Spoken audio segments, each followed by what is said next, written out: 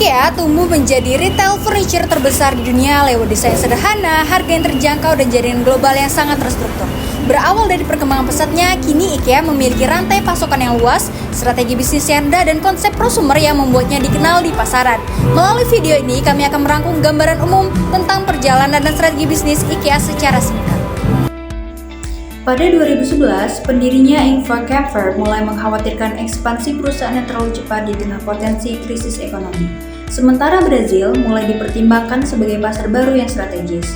Meski berasal dari Swedia, IKEA kini beroperasi melalui struktur kepemilikan kompleks di bawah Inca Holding Belanda dan tetap mempertahankan citra ramah lingkungan serta konsistensi merek.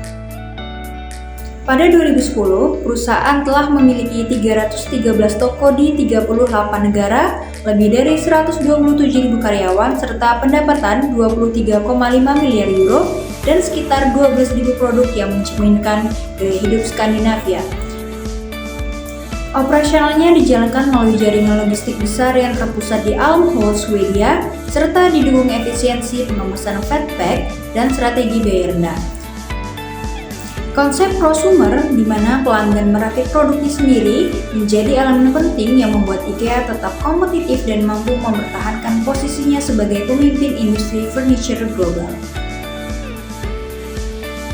IKEA adalah contoh nyata bagaimana international sourcing bekerja secara efektif dalam bisnis global. International sourcing merupakan strategi perusahaan untuk mendapatkan bahan baku, komponen, atau jasa dari pemasok di berbagai negara agar biayanya lebih rendah, efisiensi meningkat, dan daya saingnya semakin kuat. IKEA menerapkan strategi ini secara maksimal dengan membangun jaringan besar yang terdiri lebih dari 1.380 pemasok langsung dan 10.000 sub-pemasok yang tersebar di 60 negara. Namun, hubungan ini bukan hanya sekedar transaksi jual-beli. IKEA membangun kemitraan jangka panjang dengan pemasoknya, memberikan pelatihan, transfer teknologi, hingga peralatan produksi untuk memastikan standar kualitas global selalu terpenuhi. Melalui kerjasama strategis ini, IKEA mampu menjaga mutu produk, menekan biaya produksi, dan mempertahankan identitas desain Skandinavia di seluruh dunia. Hal inilah yang membuat IKEA memiliki kekuatan utama, yaitu dari rantai pasok internasional yang efisien, terkoordinasi, dan juga berkelanjutan. Typology of subcontracting menjelaskan berbagai bentuk hubungan kerja antara perusahaan utama atau yang biasa kita sebut main kontraktor dengan pihak penyedia jasa atau produsen lain, subkontraktor. Nah, perbedaan tipe ini ditentukan oleh tingkat kompleksitas pekerjaan, kebutuhan koordinasi, serta kedalaman hubungan yang terjalin. Menurut Hollensen, terdapat 5 tipe subkontrak. Yang pertama, standar subcontracting, yaitu bentuk subkontrak yang paling sederhana, produk atau jasa yang diberikan bersifat standar, mudah ditemukan di pasar, dan tidak membutuhkan penyesuaian khusus dari pemasok. Yang kedua, simple subcontracting, yaitu terjadi ketika pemasok memproduksi barang berdasarkan spesifikasi teknis yang jelas dari perusahaan utama. Yang ketiga, expanded subcontracting, yaitu bentuk kerjasama yang menuntut keahlian khusus dari pemasok. Jadi, pemasok harus memiliki teknologi, kemampuan, atau proses yang tidak mudah digantikan. Yang keempat, strategic development subcontracting, yaitu pemasok tidak hanya memproduksi, tetapi juga terlibat dalam pengembangan produk, peningkatan kualitas, dan inovasi bersama perusahaan utama. Yang kelima, partnership-based subcontracting, yaitu bentuk paling strategis, ditandai oleh kemitraan mendalam antara perusahaan dan pemasok, karena keduanya bekerja sebagai mitra jangka panjang yang berbagi visi, sumber daya, bahkan risiko dan keuntungan. Buyer-seller interaction model. Jadi teori ini menjelaskan bahwa hubungan pembeli dan juga penjual bukan sekedar interaksi, melainkan proses interaksi jangka panjang yang membangun kepercayaan dan juga kerjasama. Dalam kasus IKEA, hubungan dengan pemasok global menunjukkan penerapan buyer-seller interaction model, di mana IKEA tidak hanya membeli produk, tetapi juga berkolaborasi dengan desain, teknologi, dan juga inovasi untuk memperkuat efisiensi serta daya saing globalnya. Menurut Holsen pada penelitiannya di tahun 2017, teori ini menjelaskan bagaimana hubungan antara pembeli dan penjual berkembang secara dinamis dan juga berkelanjutan. Teori ini terdiri dari 4 elemen utama. Yang pertama adalah proses interaksi yang terdiri atas negosiasi, pengiriman, dan juga pengembangan produk. Yang kedua adalah pihak yang terlibat, yang terdiri atas individu dan organisasi dari kedua belah pihak. Yang ketiga adalah atmosfer hubungan yang merupakan tingkat kepercayaan dan juga kerjasama. Dan yang keempat adalah lingkungan interaksi yang berisi faktor budaya, ekonomi, dan sosial. Hubungan dapat berkembang dari interaksi jangka pendek ke kolaborasi jangka panjang berbasis kepercayaan.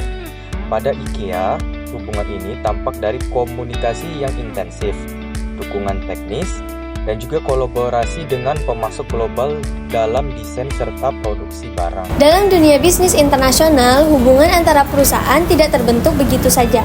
Dibutuhkan proses untuk membangun kepercayaan dan kerjasama yang kuat. Begitu pula dengan IKEA, yang bekerja dengan ribuan pemasok di seluruh dunia untuk memahami bagaimana hubungan itu berkembang. Kita dapat melihatnya melalui Development of Relationship Model.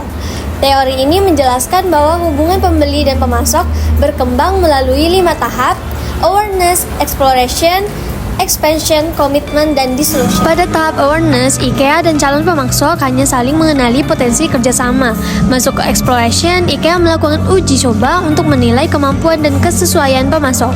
Jika cocok, hubungan masuk expansion, di mana kerjasama mulai meningkat dan ketergantungan terbentuk. Pada tahap komitmen, pemasok yang memenuhi standar kualitas dan keberlanjutan menjadi mitra jangka panjang. Namun, jika masalah seperti kualitas tidak stabil atau ketidaksesuaian nilai, hubungan bisa masuk tahap dissolution. Untuk mencegah itu, IKEA memberikan pelatihan dan dukungan berkelanjutan agar hubungan tetap stabil dan saling menguntungkan.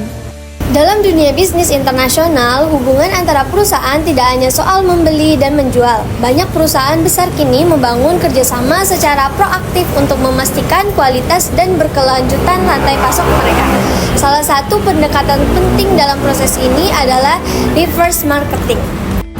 Menurut Hollandson, 2017 research marketing terjadi ketika pihak pembeli lebih aktif mengambil inisiatif. IKEA adalah contoh yang sangat jelas. IKEA tidak menunggu pemasok datang menawarkan produk, tapi justru aktif mencari produsen di berbagai negara yang mampu memenuhi standar desain, kualitas, dan biaya yang telah ditetapkan. Melalui research marketing, IKEA mendapat jaminan kualitas, efisiensi biaya, dan hubungan jangka panjang yang saling menguntungkan. Pendekatan ini menunjukkan bagaimana pembeli dapat menjadi penggerak utama dalam membangun rantai pasok yang kolaboratif dan berkelanjutan. Pada bagian ini, kita akan menjawab studi kasus IKEA terkait strategi pemasaran internasional, pilihan masuk pasar, serta strategi rantai pasok di Amerika Selatan. Soal pertama, sejauh ini strategi pemasaran internasional IKEA dikendalikan secara ketat dan terpusat oleh kantor pusat perusahaan. Namun, muncul tekanan lokal dari perbedaan demografis dan budaya yang dapat mendorong toko IKEA di negara tertentu untuk mengambil inisiatif strategis dalam menyesuaikan diri dengan kebutuhan pasar lokal.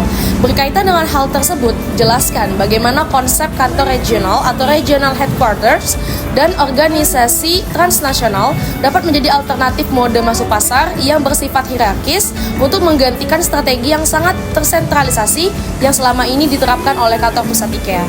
Pertama, IKEA selama ini menggunakan strategi yang sangat terpusat dari Swedia untuk menjaga konsistensi merek dan efisiensi biaya. Namun, ketika IKEA masuk ke pasar dengan budaya dan preferensi yang sangat berbeda seperti Brazil, strategi terpusat ini jadi kurang responsif. Karena itu, dua solusi yang tepat adalah menggunakan regional headquarters dan model organisasi transnasional. RHQ akan membantu IKEA menyesuaikan produk dan strategi pemasaran secara lebih cepat di tingkat regional, sementara model transnasional menggabungkan efisiensi global dengan fleksibilitas lokal. Pendekatan ini membuat IKEA tetap kompetitif dan relevan di berbagai negara. Soal kedua, IKEA belum pernah menerapkan strategi joint venture dan aliansi strategis. Evaluasilah kelebihan dan kekurangan dari kedua strategi masuk pasar tersebut apabila dibandingkan dengan metode masuk pasar tradisional IKEA, yaitu memiliki toko sendiri atau own store dan waralaba atau franchising. IKEA biasanya masuk pasar dengan metode own store dan franchising. Namun, untuk pasar beresiko tinggi seperti Brazil, kedua strategi ini kurang fleksibel. Karena itu, pilihan yang lebih adaptif adalah joint venture dan strategic alliance. Joint venture membuat IKEA dapat bekerjasama dengan perusahaan lokal agar lebih memahami budaya, regulasi, dan perilaku konsumen. Sementara strategic alliance lebih fleksibel dan tidak membutuhkan pembentukan perusahaan baru. Misalnya, kerjasama dalam logistik, distribusi, atau pemasaran. Strategi terbaik adalah memulai dengan aliansi strategis, kemudian joint venture, dan membuka own store ketika kondisi pasar sudah stabil. Soal ketiga, apakah IKEA sebaiknya memasuki pasar Amerika Selatan dengan membuka toko di Brasil? Brazil adalah pasar yang sangat potensial karena pertumbuhan ekonomi stabil, pendapatan kelas menengah meningkat, dan gaya hidup urban cocok dengan konsep IKEA. Namun, ada tantangan seperti biaya logistik tinggi, perbedaan budaya, dan kebutuhan layanan penjual. Karena itu, IKEA sebaiknya masuk Brazil, tetapi tidak langsung membuka toko besar. IKEA perlu memulai dengan bekerja sama dengan pemasok lokal, membuka pilot store di Sao Paulo, dan menyesuaikan produk dengan preferensi konsumen sebelum melakukan ekspansi besar-besaran. Soal keempat, mengingat situasi politik dan ekonomi di Amerika Selatan, jelaskan konsep sourcing atau rantai pasok yang sebaiknya diterapkan di pasar Amerika Selatan. Terakhir nih, untuk strategi rantai pasok, IKEA dianjurkan memakai model hybrid sourcing. Hybrid sourcing mengkombinasikan impor produk inti dari jaringan global dengan penggunaan pemasok lokal. Pendekatan ini mengurangi biaya logistik, menekan resiko politik dan ekonomi, serta memungkinkan adaptasi produk sesuai pasar lokal. IKEA juga sebaiknya mendirikan trading office regional di Sao Paulo untuk mengatur pemasok, kualitas, dan logistik agar rantai pasok lebih stabil dan efisien.